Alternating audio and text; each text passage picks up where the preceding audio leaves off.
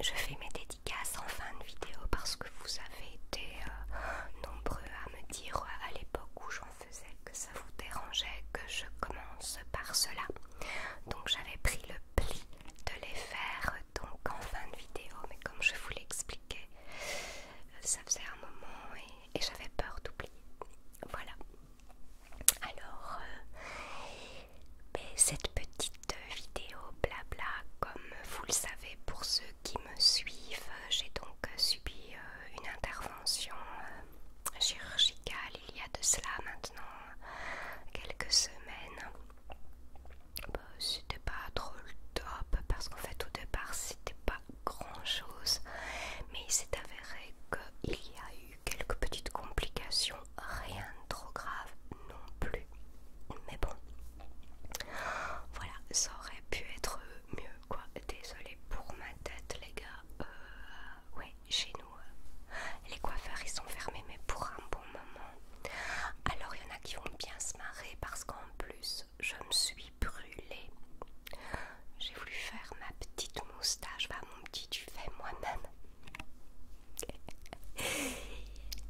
Et voilà, quand on est novice, quand on n'y connaît rien, voilà ce qui arrive, je me suis brûlée. Mais c'est pas grave, d'ici quelques jours, ça sera certainement parti.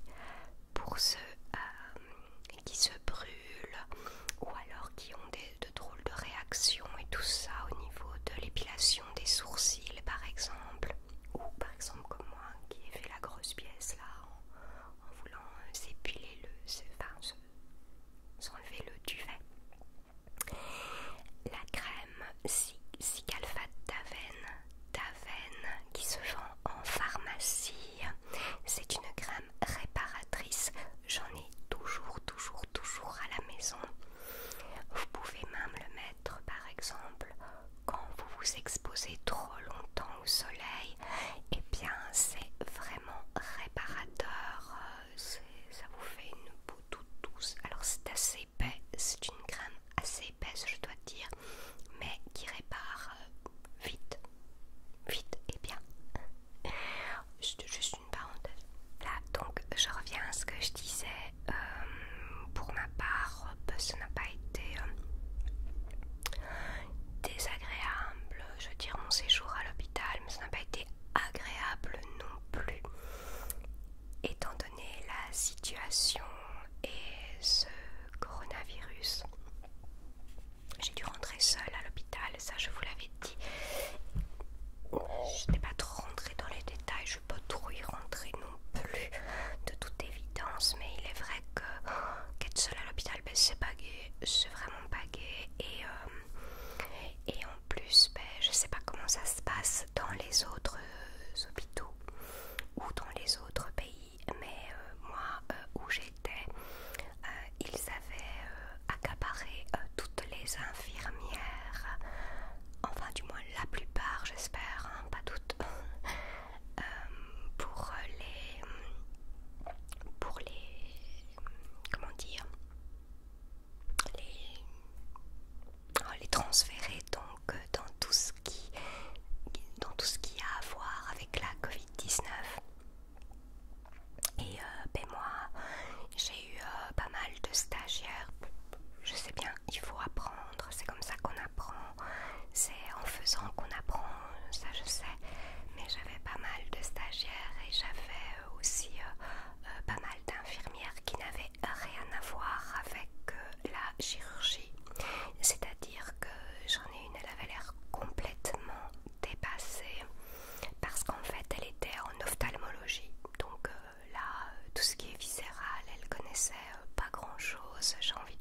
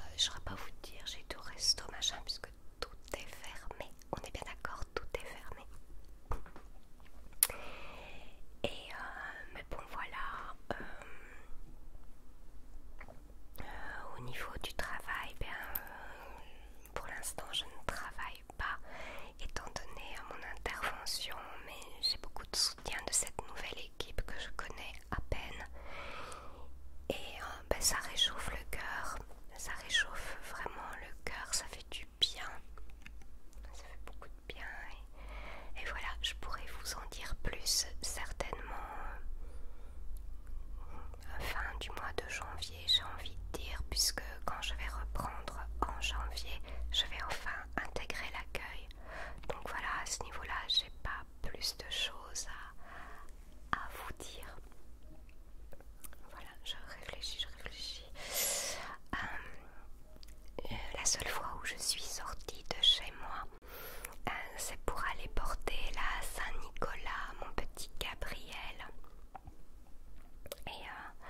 Et voilà, ça a été un pur moment de bonheur, j'ai envie de dire. Et puis quand nous sommes revenus à la maison, mon autre belle-fille est venue avec Carlos, mon beau-fils, et les petits jumeaux et la petite Zélia pour venir chercher la Saint-Nicolas. Eux, ils habitent à 2 pas de chez nous et c'est eux qui sont venus à la maison. Ça n'a pas duré longtemps, on est resté une petite heure chez mon aînée Nathalie et Julie et Carlos avec les petits sont restés une grosse heure et demie, 2 heures parce que j'étais encore très mal à ce moment-là et c'était ma première pseudo-sortie puisque je suis sortie puis je suis revenue chez moi, mais à un moment donné il fallait que je m'étende quoi. Maintenant à l'heure d'aujourd'hui ça va nettement mieux. Pour en revenir quand même avec mon histoire là d'opération, en fait j'ai brièvement, parce que je sais qu'il y en a plein qui vont me dire après tout on a rien à foutre, c'est vraiment pas apaisant ce que tu nous racontes, mais je vous dis pas regardez pas, tiens, bon, tout sera comme ça maintenant. Et bien donc en fait à la base j'avais fort mal le nombril, ça me lançait et j'ai donc eu une hernie ombilicale, mais il s'est avéré qu'en fait après l'appendice a été touché et ils me l'ont enlevé de peur que j'en fasse une péritonite. Mais qui plus est, j'avais beaucoup d'adhérence à droite et à gauche, mais je pense que je vous l'ai déjà dit, ce qui fait qu'ils ont quand même remué un peu beaucoup tout le bazar là. Et voilà, ce qui fait que j'ai eu beaucoup de mal à m'en remettre, bien que je vous ai quand même sorti quelques vidéos malgré tout. Et pour le coup, le jour de ma sortie, je demande à l'infirmière qui est là parce que j'ai pas vu le chirurgien ce jour-là. Je dis je dois bien certainement faire des soins. Est-ce que je dois faire venir une infirmière chez moi?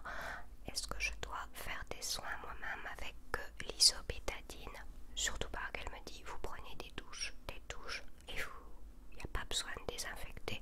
Ouais ben mon cul tiens, parce que je me suis franchement infecté le nombril. Mon médecin traitant ne comprenait pas comment c'était possible et depuis que mon médecin traitant m'a bien nettoyé, m'a montré comment le faire, bien que ça j'aurais su le faire, je suis quand même pas pièce à ce point là, mais je veux dire moi à partir du moment où on me dit que non, qu'il faut que je prenne des douches, ben, j'écoute quand même le corps médical.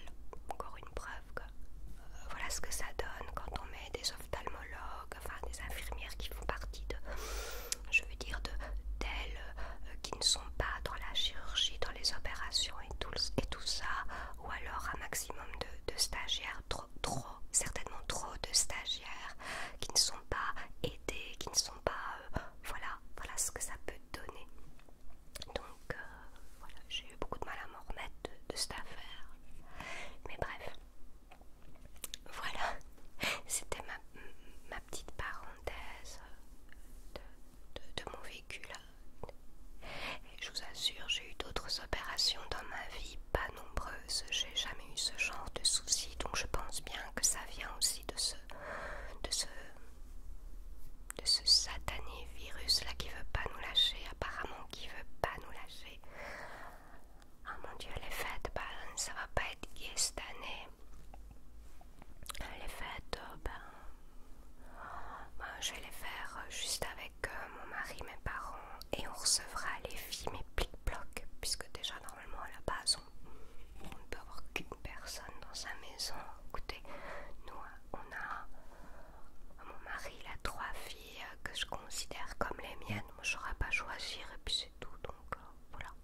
On recevra pas tout le monde ensemble parce qu'on peut pas, mais il est hors de question que l'on choisisse. Donc j'ai trop envie de voir mes belles filles ainsi que mes petits enfants, mes petits loulous.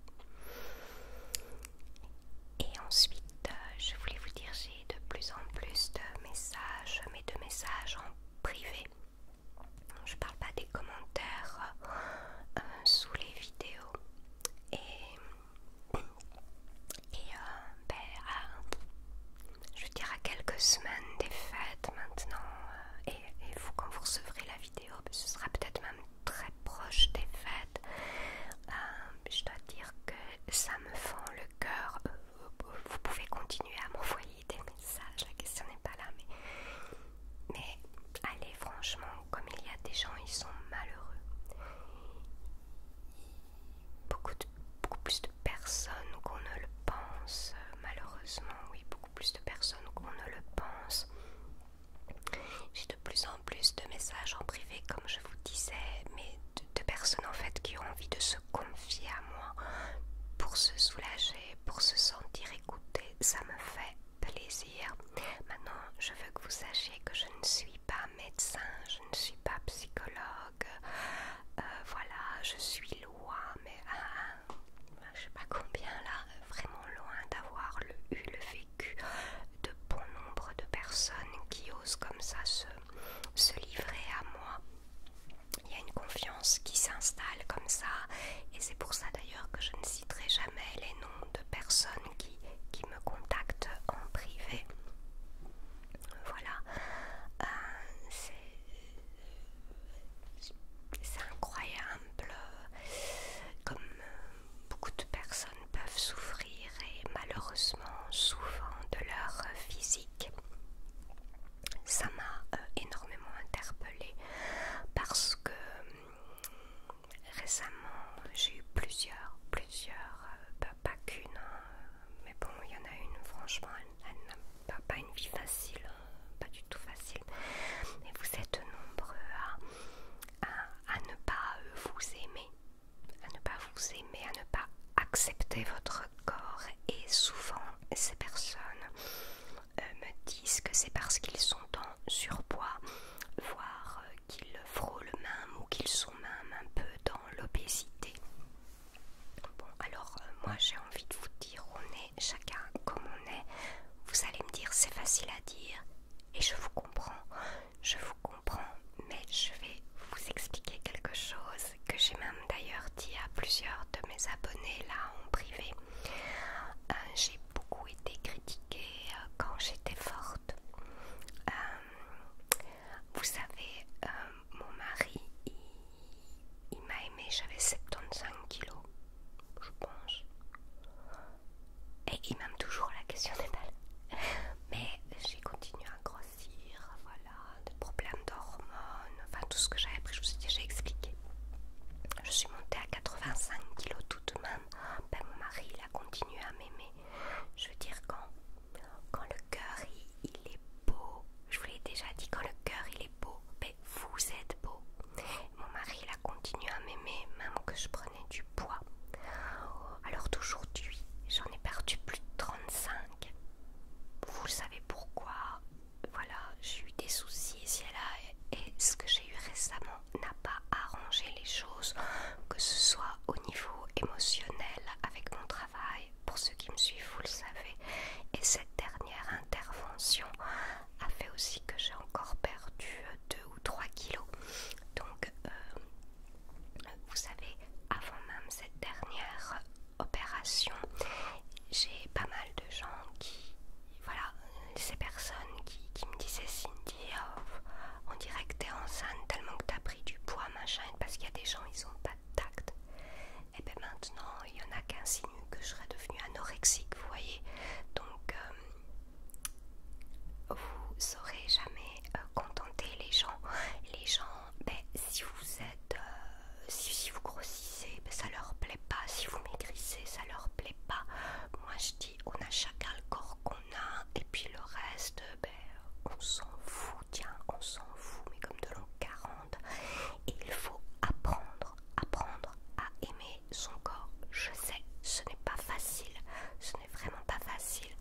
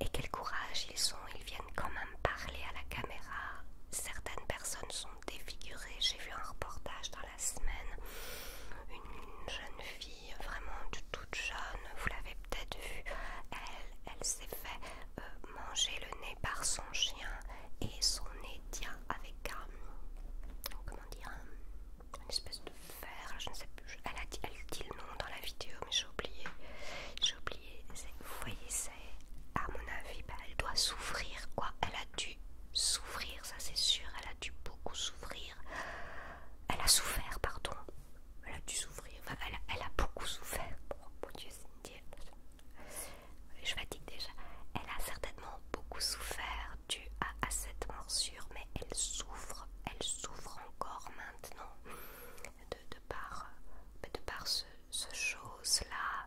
Elle me disait pas moi, on ne se connaît pas.